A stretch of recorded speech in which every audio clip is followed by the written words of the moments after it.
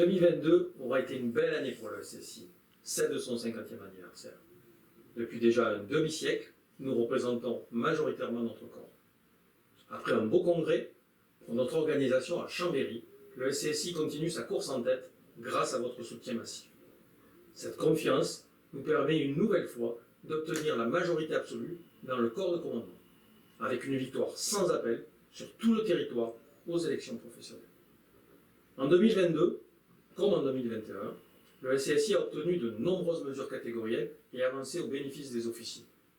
Mais, une nouvelle fois, le circuit technico-administratif kafkaïen de l'administration a été à l'origine de retards multiples pour leur application concrète. Les progrès annoncés doivent se concrétiser dès le début de l'année 2023. La parole politique doit être respectée.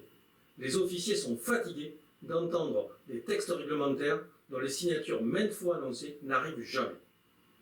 La LOBMI a maintenant été votée par le Parlement.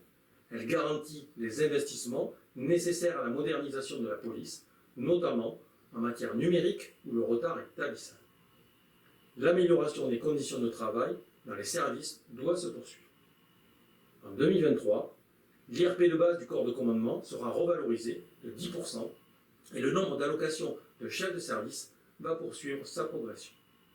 Après un combat mené seul par le SSI, la prime au PJ doit bénéficier au cadre de la police, à l'image des officiers de gendarmerie.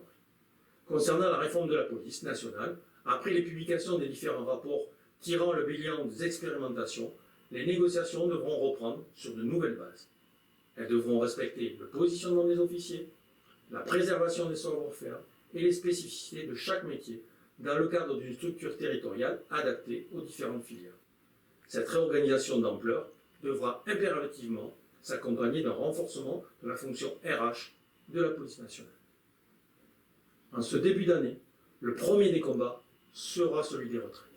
Dès le 10 janvier, nous connaîtrons le projet du gouvernement. Nous devrons nous mobiliser si l'exécutif ne corrige pas sa copie et remet en cause le droit des policiers. Vous le voyez, plus que jamais, nous avons besoin d'action collective, d'un syndicalisme technique et combatif pour vous défendre.